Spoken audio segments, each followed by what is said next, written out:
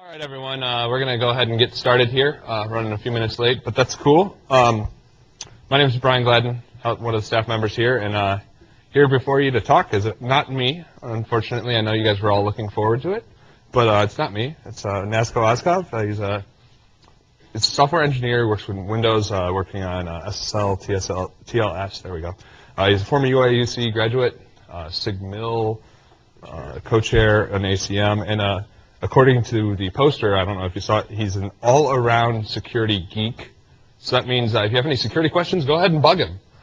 So without any further ado, let's go. Thank you, Brian. As Brian said, I'm Nasko. Who am I? I am a graduate from this school. ACM was a lot of fun, and SIGMIL was totally awesome.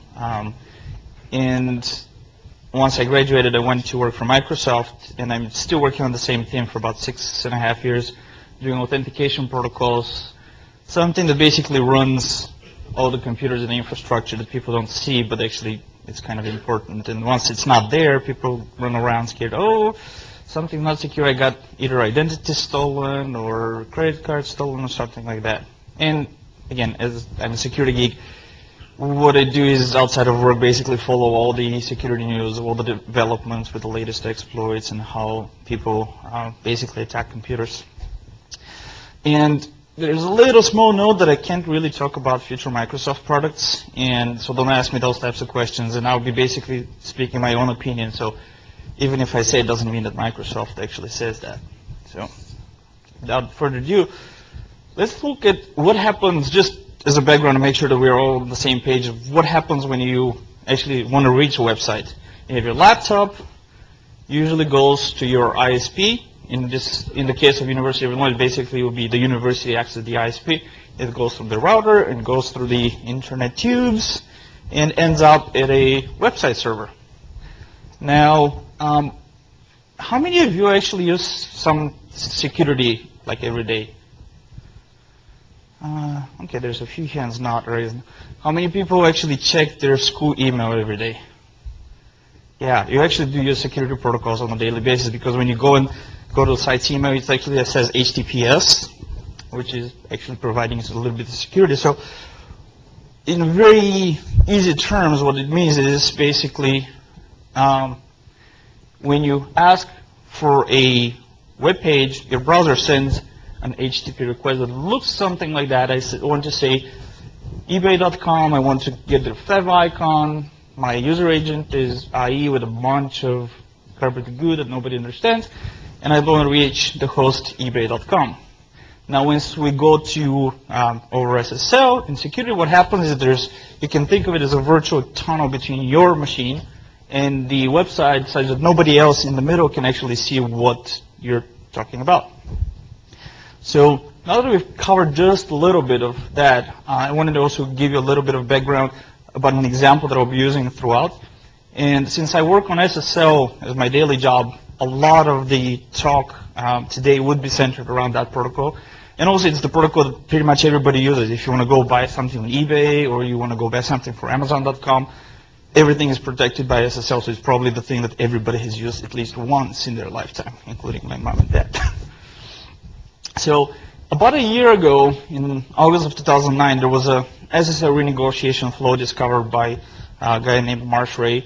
And it took about 14 years to discover. It was basically introduced as part of the SSL protocol. Nobody paid attention and didn't figure it out until 14 years later.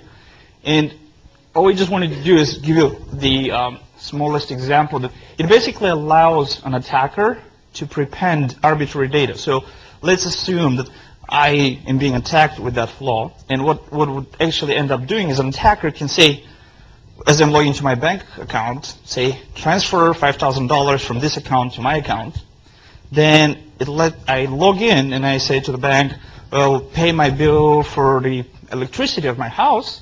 What happens is the attacker was prepending his request on my request, and at the end of the day, not only do I pay my electricity bill, I actually transfer him $5,000. So that's what this flaw allowed to actually happen.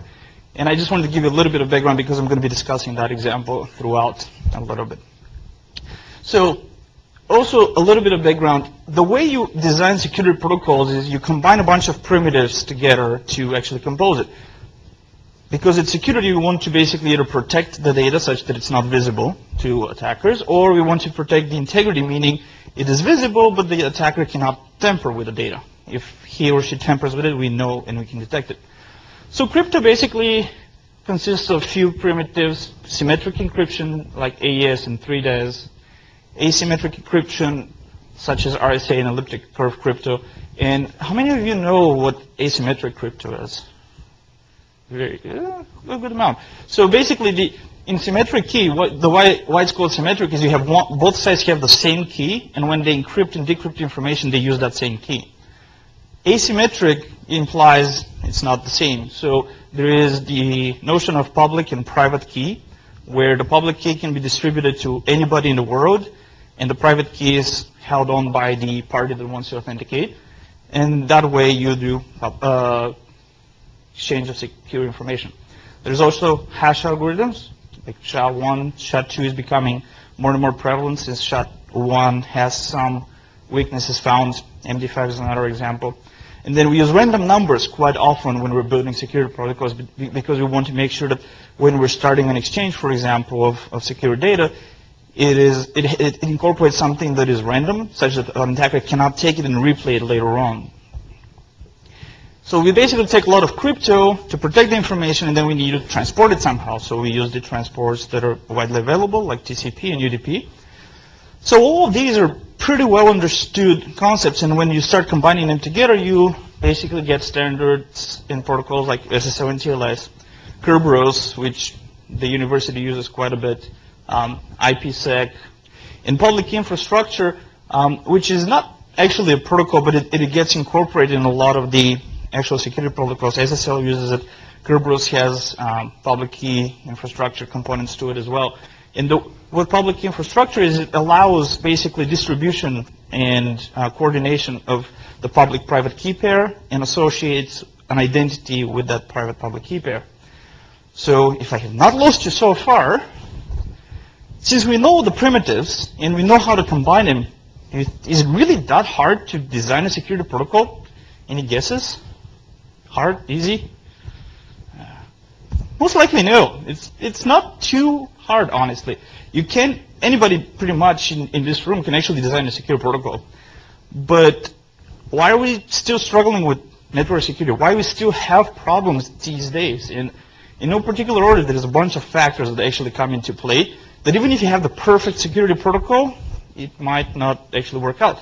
And in no particular order, their performance impacts security, usability is a big factor, complexity, the software development itself, interoperability, which means basically you want both sides to be able to communicate with each other, regardless of what version of the software they're running.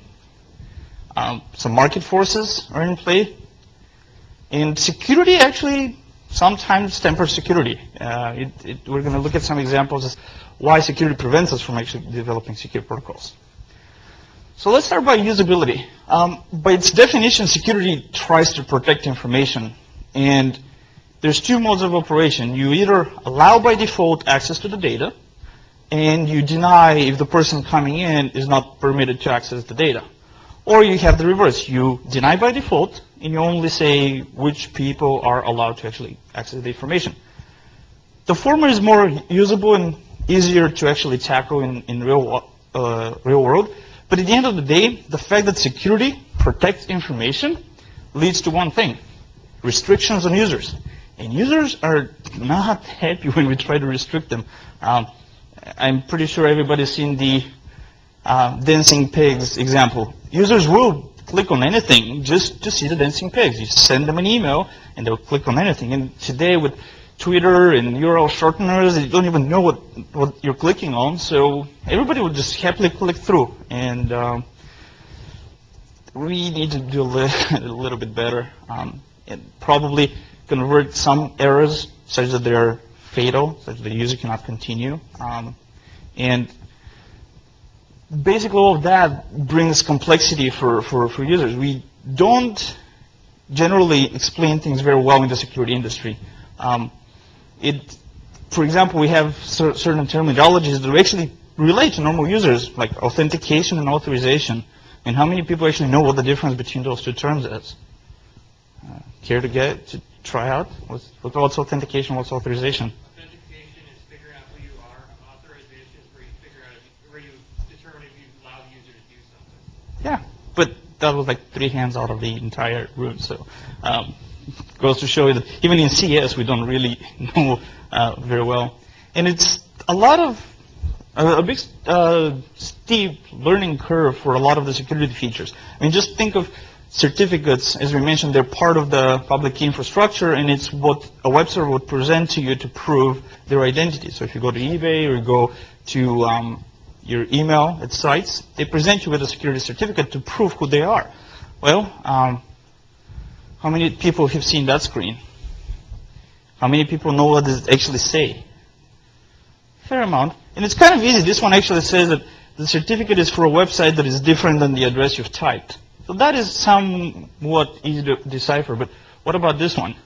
Which is the security certificate presented by this website was not issued by a trusted certificate authority. Not too bad.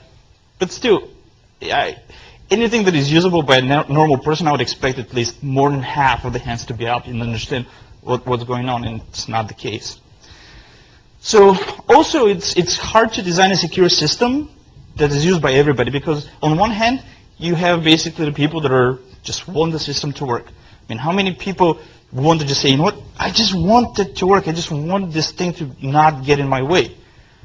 In the same time, people like me and probably half of you are saying, well, I want to actually be in control. I want to know when something happens. I really want to understand what's going on. And those are two conflicting statements. I mean, you can't just hide everything and have it just work, and in the same time give them control. It just doesn't happen. So it's a very tricky balance as to how do you actually hide the control from the people that want it to just work, yet give the power users enough controls and capability to do what they want to achieve. And then let's move on to performance. So cryptography basically scrambles the information, makes it unreadable by anybody. And Vincent Ridgman said, security always comes at a cost of performance. And you're adding more CPU cycles, right? You have to hit somewhere. By the way, do you know who Vincent Ridgman is? One, two? Oh, good. He's basically one of the designers of the AES crypto standard, which is used all over the place these days.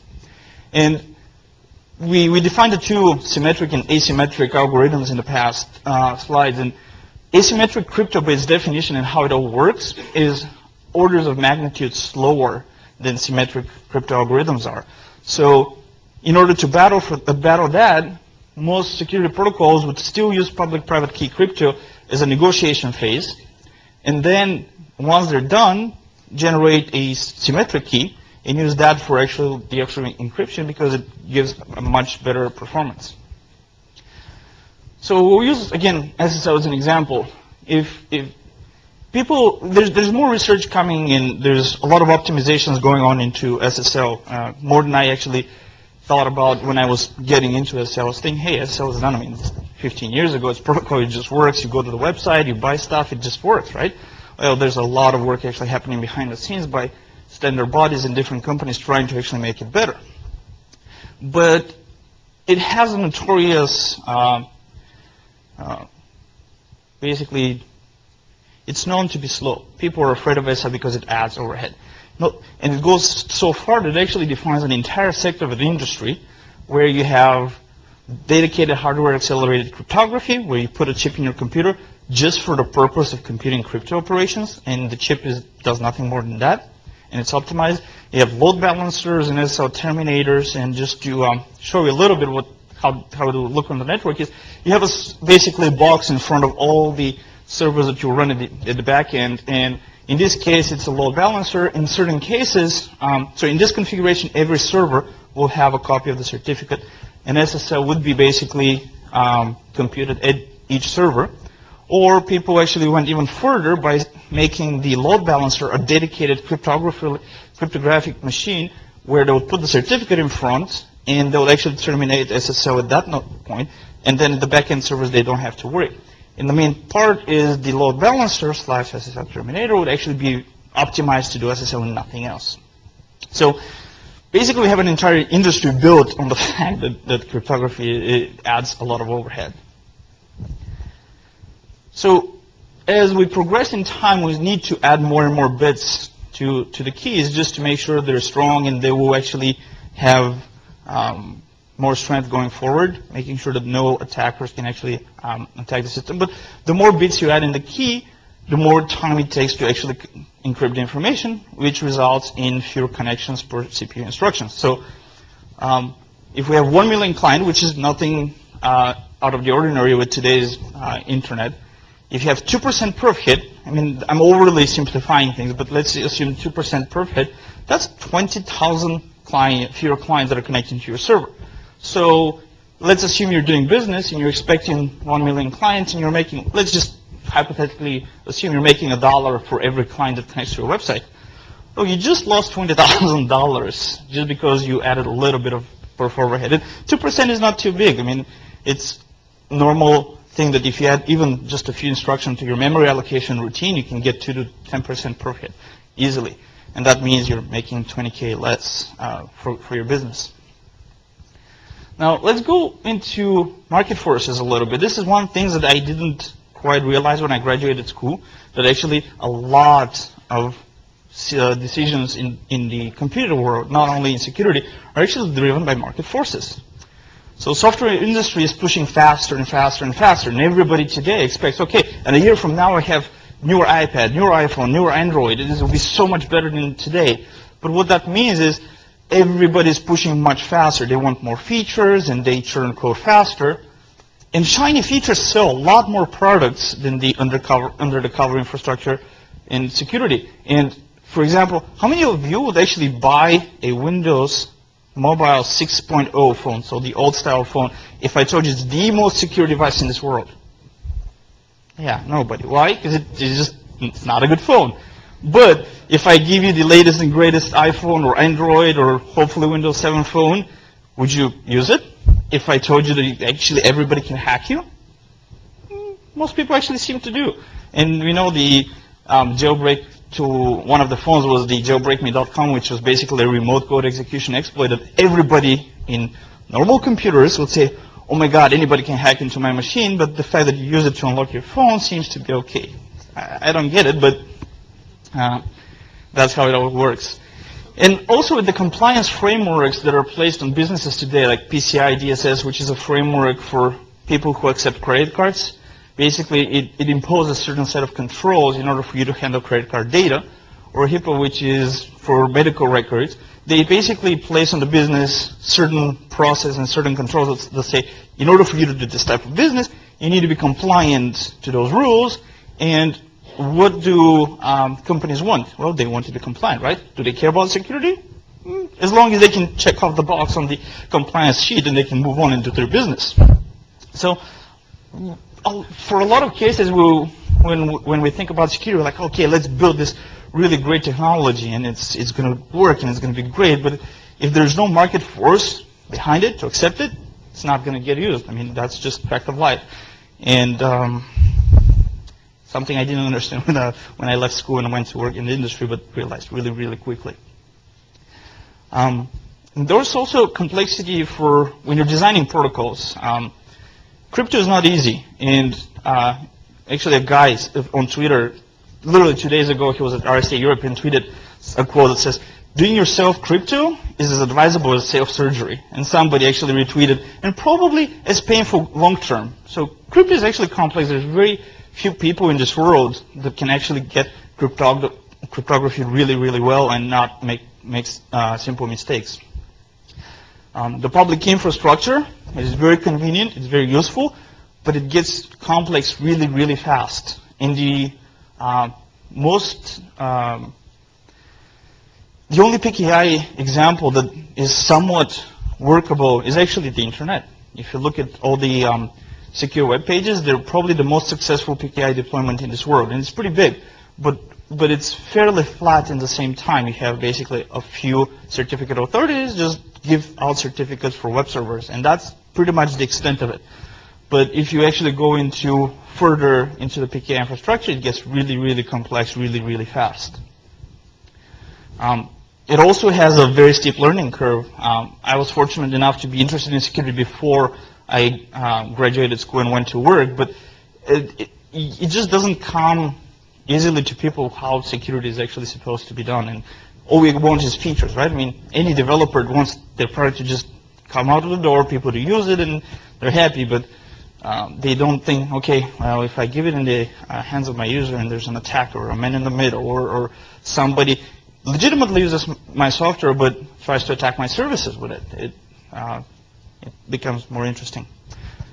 So definitely we need a different mindset. It's required for you if you're going to be designing security. You need to think as an attacker, how can I break what I just did, whatever I just built? How would I break it? What did I do to it? So that is a very good skill to have. And security itself actually harms security, believe it or not. So there's side channel attacks against cryptography, and one of them is timing. So when you have multiple core machines, for example, so let's take a simple example. You have 2 core machines. One core executes instructions to encrypt data. The other core is controlled by an attacker that just is on the same machine. You can have it with any Linux box, Windows box, basically 2 users log in at the same time. It just so happens the crypto is scheduled on one of the cores, the other user's code is actually scheduled on the other core. There are tricks that you can play as an attacker, looking at how the timing of the other core works, to actually deduce what is the key used to encrypt and decrypt data. It's fancy, it's hard to pull off, but it's there. If you don't know about it, you're going to screw it up. And this is an awesome algorithm. You should go and check out, search for the Matchstick Guide to AES, which is the Advanced Encryption Standard.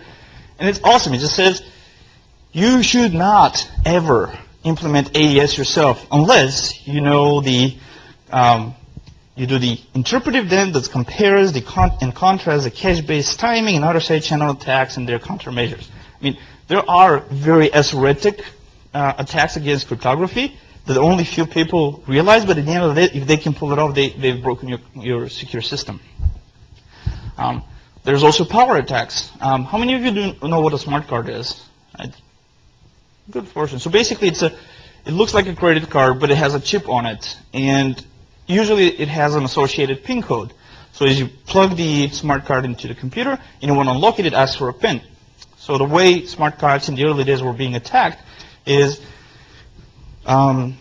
basically the attacker puts himself in the data path, actual physical electrical signals bus between the smart card and the reader. And what happens is when the smart card is given an incorrect pin, the smart card responds with one type of voltage.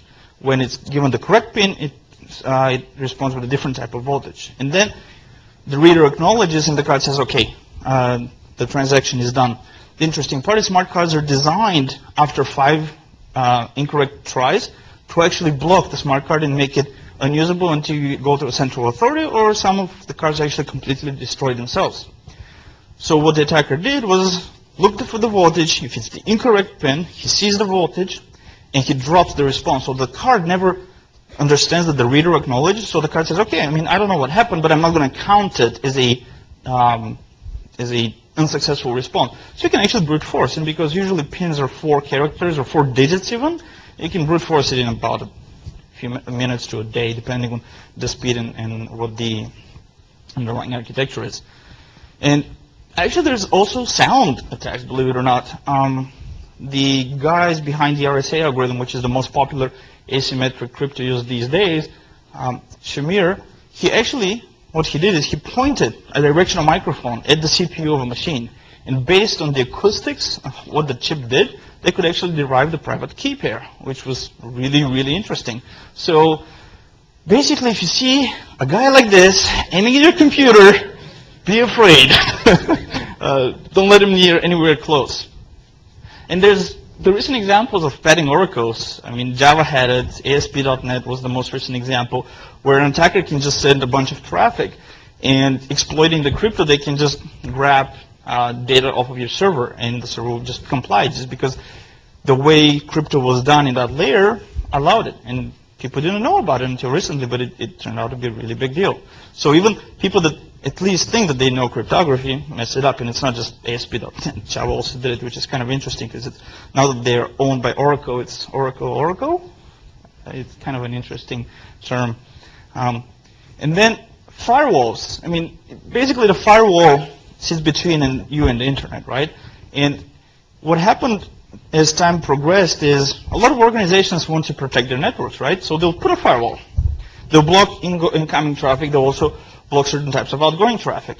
And then they would allow always port 80, which is HTTP, and they would allow port 443, which is HTTPS. Because they know that web must work. I mean, you don't break the web for people and they will be unhappy. But what that allowed is, let's say I know my program, I wanted to run a corporate environment, which only allows port 80. What do? Well, I get it to work over port 80, right? It's not probably web-based, but it runs over port 80. I mean, Skype. Just Skype can poke through any firewall that they want. And as more time passed, more firewalls were getting deployed. A lot of software engineers said, I want my stuff to actually work across firewalls. They started writing all of their stuff across port 80. So at the end of the day, what happened is, you all, I would assume, know what network address translation does for networks, right? You put a router and you have private network behind it, and you multiplex all the traffic through that same router. Well, it became NAT for port numbers. So everything today is run through port 80 and 443.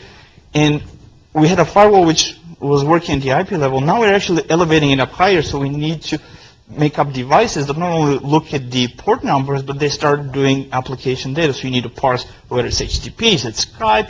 You have to build a lot more logic into that device, and it's impossible to do safely. And it adds even more performance hit, because now, before it was just look at a port number, just simple integer comparison. Now it's actually parsing and understanding, and parsing code and data structures is usually really, really hard to do properly. So we have a lot of security flaws there. So not only you're decreasing performance, but you're allowing more insecurity to come to your system. And as I said, we have more code, we have a bigger attack surface. So if I have a parser that I've handwritten that parses some really esoteric format, like the old Microsoft formats, which were not even documented up until a few years ago, it will be hard to make it secure, and it will be very easy for me to mess it up. So security, by adding all of these things, makes it hard to actually achieve a completely secure system. And then software development. Up until a few years ago, it was interesting that security was actually not factored neither in the product design, not in the schedule. It was not thought of it as a feature at all. So basically, the focus was in delivering the feature. Everybody just wanted to, because of market forces, they wanted to deliver more and more features. And we know that we don't really need all the features current software today gives us. We just need a core set of functionality, but we want it to be more reliable and more secure. So it was not featured until the last few years. For Microsoft, that was in about 2001, 2002, when they realized, okay, we really need to get security right and build it early on in the process. And certain other companies like Adobe are currently being hit with that realization. Actually, we need to build security into our products. And there will be more examples as time goes by. It's never going to stop until everybody realizes it has to be early on into the process. And Microsoft actually has thought a lot about that problem since 2002. And believe it or not, we got a few things right. We got the security development lifecycle, which is a nice addition because me as a developer, if I put my non-security developer hat on, I want to ship this thing, right? I want to get my feature out the door. I don't necessarily understand all the intricacy of security. As we saw, it's very complex. There's very few things that you can get wrong. So what the development lifecycle of security does is it actually integrates in your daily development things that either allow you to do more secure code or prevent you from doing stupid mistakes. For example, we defined a header file that forbids using insecure zip functions, like strlen, strcat, strcopy. And it's becoming more and more popular. Adobe and Cisco are actually adopting similar approaches. And a lot of people are realizing, you know what? Actually, this is a very good way to not make every developer a security expert, but kind of integrate security into the product cycle itself and kind of get better as time goes by. of course, nothing is going to be overnight. You cannot fix code that's been written in the last 15, 20 years overnight. It's just impossible. But as time goes by, it becomes better and better. There's some tools that Microsoft released that make it either easier or more fun to do security properly. So also we have evolution of a few things. We have evolution of cryptography, and breaking crypto is easier as time goes. DES uses about 45 cycles per byte of data to encrypt. So my first computer about 10 years ago was 266 megahertz CPU. For 1 megabyte of data, it takes 0.17 seconds. Again, very much oversimplified calculations, not the real thing, but very simple thing. So if we take an average of 2.4 gigahertz and just say one core of the CPU, the same megabyte of data is 0.0018 seconds, which is about 90 times faster. So if it took you 90 days to brute force something in the past, it would take you just a day today, which is a big reduction in time. But interestingly enough, people have actually gone through an advanced cracking crypto beyond using your machine. There's tools today that they can use the GPU of your video card to do crypto cracking, and there's also companies that do FPGA-based crypto cracking. And actually, one of them lives close to us in Seattle, and they produce a machine that can crack DES, which is basically a brute force attack against the entire key space in about a day. So in a day, anything that was encrypted with DES, which in the past, by the way, in the 70s, it was designed to be the standard to encrypt top secret data. Yeah, we do in a day these days. So as computers evolve, cryptographic algorithms have to also evolve, not only in terms of their complexity, but also in terms of their the keys that we use, such that brute forcing is not as feasible. Also, we have evolution of the protocols themselves. HTTP started as a stateless protocol. In the past, if you go back 15 or so years ago, what you would have is you open a connection, you send the HTTP request, you get file back, you close the connection. And you do that for everything. So you know to load a page with 10 images, you have 11 connections. Well, at some point, people realize, you know what, it's actually a good idea to make it stateful, so we can actually know those 10 requests are not 10 separate machines, but rather actually a single client. So what happened? Ooh, introduce cookies. They're sweet and tasty, but they're also dangerous. And at some point, we also wanted to authenticate users, right? And at some point, we added HTTP-based authentication, such as basic and digest. You don't need to know about it too much, but let's look at what a HTTP response looks like and what cookies look like. A server sends back, hey, I'm fine. I found your file. It's a XHTML content type. And by the way, I said that this cookie on the client. And cookies are the way that websites today basically track the fact that those multiple requests are originating from your client. And I assume everybody here is familiar with cookies, right? Now, let's go to the free public Wi-Fi, which you can find in a lot of places due to people not upgrading their operating systems. But imagine if the wireless access point in the middle is actually an attacker. You see that thing in clear text, and the client sends it again in clear text to the server. So if I was the guy with the wireless access point, I mean, you come to, it used to be Green Street Cafe, and now you name any wireless hotspot on campus.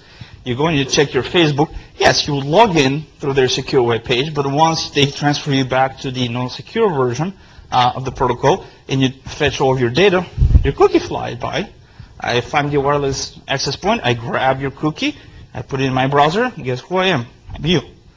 So as things progressed and we needed to make a stateless protocol stateful, we invented things that make actually things less secure.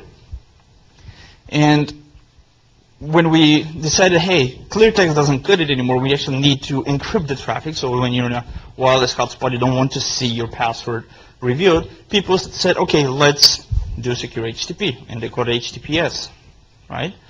But if you go to, let's say, any bank, you would see their main page. It comes over HTTP, and then you have the login button. You click on the login button, and you get a secure web page. That's usually how things work. Well, it turns out there's a SSL Strip tool that a person developed a guy named Moxie Marlinspike, where he said, you know what? When the first page comes in, it has a link to a secure version where the login form resides. Well, I'm just going to strip the secure part of it, and I'm going to deliver the exact same content, but in clear text. Well, the client puts their username, they put their password, they send it through, he collects the data and sends it to the real server. They don't realize that they're actually sending all of their usernames and passwords in clear text. So what do we do now? We need a technology called STS, which is strict transport security. It's basically a new way of saying, a website being able to say, you know what, I want my content to only be delivered securely. I don't care about clear text protocols. So as we start finding problems with parts that we put in the past, we need to bolt more and more and more and more, and it becomes very, very tricky. And also, there's another way you can do things much more securely to avoid the SSL Strip type attacks using SSL client authentication, but very few people actually know about it and very few people actually deploy it. I mean, how many of you know what SSL client authentication is? Yeah, 1, 2, 3, 4 hands. Yeah, it is not very used, and I'm not going to go into details because it's not needed. Now, can you tell me what's the common between all these companies? Sorry? You're close. They're all vendors of SSL technology. They all produce SSL technology. So one of the problems that we have is, what does it take to change an actual protocol? It does take a long time. As I mentioned before, it takes a lot of industry consensus to reach a standardization process. So this is a timeline of the attack that I mentioned at the beginning, where the initial proof of concept was in August. Initial disclosure to companies was about a month later. There was an initial discussion where a bunch of companies got together to try to figure out a solution, and everything was still kept secret. And at some point, about a month later, one of the guys on the public mailing list figured out, oh, I can perform this attack, which is exactly what we were discussing how to fix. And then the standardization process started. And it took about from beginning of November until the end of February, so that's 3 to 4 months, to come up with a solution that everybody's happy with, which is not much different than the actually initial discussion solution. But it took 3 to 4 months to just agree on it. And I basically own the SSL protocol at work. I couldn't develop anything until we agreed on what the solution would be. And this is, by the way, the record for standardizing on any technology whatsoever. This process, if it was not a critical security problem that the whole world depended on, it would take about 1 year to 2 years. So when you want to actually make a change to a protocol, it takes really, really long time. And it takes a lot of companies to agree to actually do the same thing. Also, it takes a little bit of time. You can't do development until actually it's standardized. It is, in certain cases like HTML5, it's kind of a work in progress, right? You get browsers to integrate a little bit of features, and then you kind of standardize as you go. But for security, it doesn't really work that way, because what happens if in the middle of the design you figure out there's a huge security problem with it? I mean, you can't really start shipping it in production systems. And then it actually takes some time to update. Let's assume you have 10K servers, which is something that Facebook, I believe, actually has about 10K servers service their website. If you want to update them, you can't really take them all down at the same time, can we? We need something to be served. So let's assume for a second that we patch one server every minute. That's 10,000 minutes. It's going to take a long, long time for you to patch that. And then remember all the vendors we had in that picture? There's 4 that are circled in red. Anyone care to guess why they're isolated? They actually ship SSL in hardware. So yeah, your operating system you can probably patch easily. I mean, Windows, Linux, everybody has updating mechanisms easily. But how do you update hardware? I mean, these devices run the internet as we know it. It's not as easy as just install Windows Update and we'll take care of it every second Tuesday of the month. It doesn't work that way. Not only have to test all the devices, but you actually have to deploy it, and it becomes really, really tricky. So fixing security and developing protocols, making sure that they actually work and get deployed is becoming harder and harder. And then we hit the interoperability. And at the end of the day, actually people want interoperability. They don't want security, believe it or not. Everybody wants their printer from the 80s or 90s to actually work. It is on the network. It is, I don't have money to upgrade it, but I want it to work. But I also want it to be secure. Well, how can you do security and interoperability at the same time? Because you have new standards, which are better. The old standards are not as good. But in order to work with the old stuff, you still need to use the old standards. So there's a lot of downgrade type attacks that exist just because we want to do interoperability. For example, let's go back to that renegotiation vulnerability. About 21% of the hosts on the internet in June of 2010 actually were patched with that fix. So that's about a fifth of the internet. That's a survey that Qualys did. 2 days ago, I was talking to the SSL developer at Opera, the browser, and he had separate scanning tool that he scans, and his figure is actually a little bit less than that one, and he estimates it about 24%. So it used to be 16% before Microsoft's patch. Once Microsoft released our patch, it was jumped to 24%. So still a quarter of the internet is actually patched. So you, is sitting at home, want to check your mail with your browser. Do you want to not be able to connect to sites because they didn't upgrade their servers? No, you want to get to it. In the same time, you have the other opposition. You have you as a business. People wouldn't patch their browsers immediately. Do you want to lose business and deny services to your clients just because they haven't patched their browsers? No, it just does not work that way. So it's going to take a long time until actually this patch is deployed everywhere and everything can be made really, really secure. So it takes a long time. And how many of you actually know what NTLM is? There's a handful. How many of you actually have either a network printer or a NAS device or something on the network that you reach over the network and type username and password? You're probably using NTLM. And the reason for that is everybody that's produced a NAS device that wants to interoperate with Windows usually uses NTLM. They've gotten it to work a few years ago, and they don't want to invest in making it a little bit better because, you know what, it's your home, it's more or less isolated, and it just works. But move that into a corporate environment where NTLM is still very prevalent. It suffers a lot of attacks. They're publicly known. You can do forwarding attacks, and it uses more or less aging cryptography, and it's not designed to handle newer algorithms properly. So, I mean, people want security, but they're still using NTLM. How can we make them secure if they're using technology that was designed in the NT days, which is about 20 years ago, maybe even more? So Windows 7 and the Server 2008 R2 actually include register keys. We've included register key to allow you to completely turn it off. But I can tell you that I know very, very few people in this world that have actually turned those register keys on. Even internally, in one of our deployments at Microsoft, we can't turn it on because there's too many third-party devices that just do not support anything else. They don't support Kerberos, and they don't support anything more secure. And I mean, NT-Line man would live for quite a bit longer. But what about Windows NT4? It was an operating system designed in the 90s, released in the 90s. Would you say it's secure? Anything thinks it's secure? But I can tell you that there's still critical infrastructure in today's world that you wouldn't believe it runs on NT4. And people would not upgrade it because it runs things like industrial complexes and whatnot, and we also the Stuxnet attacks and whatnot. People in those industries have no, they want their stuff to be solved, they want it to run, so they do not upgrade. Well, if you need to interoperate with NT4, well, what do? You have to downgrade your security really, really low in order to talk to that guy. So interoperability, in my opinion, is probably the biggest enemy of security because it just doesn't work. So basically, in conclusion, why is security hard? I mean, we looked at a bunch of factors. It's first of all, it's complex to get it right and continue keeping it correctly and securely. But it also a lot of factors that are outside of the core, like can I design a secure system? Yes, you can, but all of these other factors like market forces, interoperability, usability actually get in the way.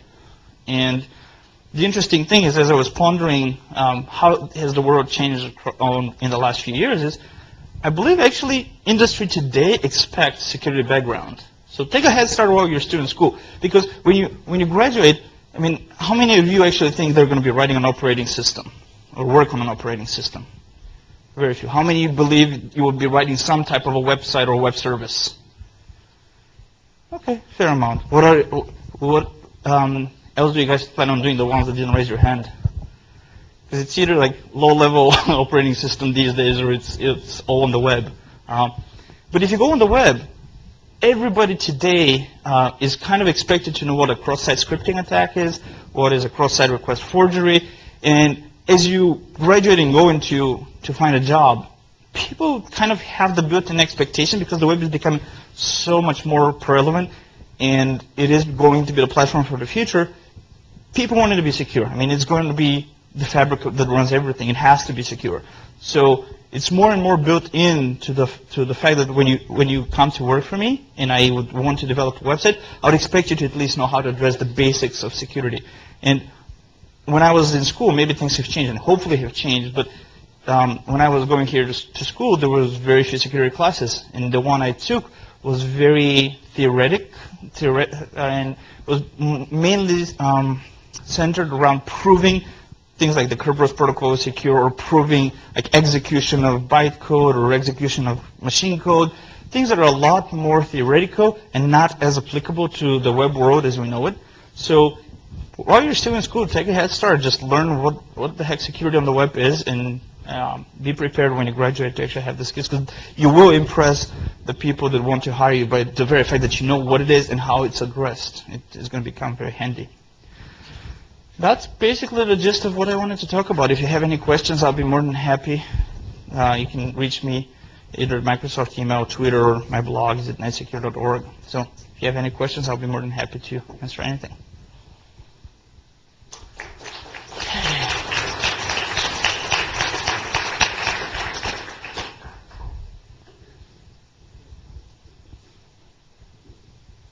Yeah.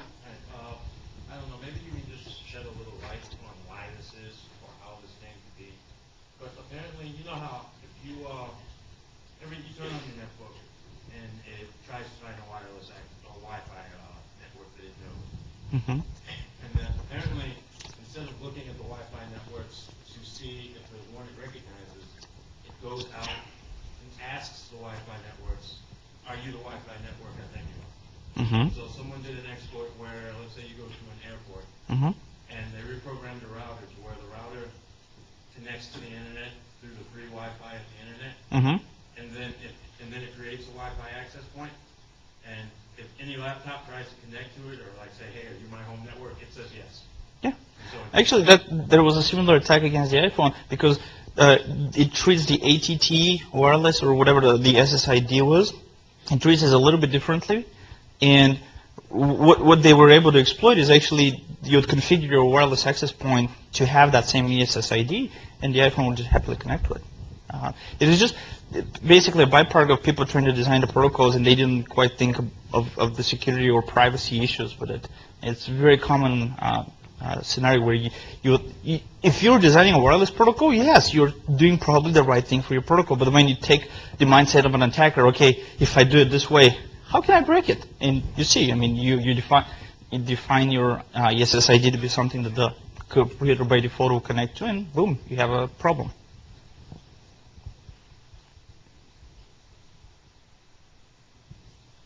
Cool. Well, thanks for your time. Appreciate it.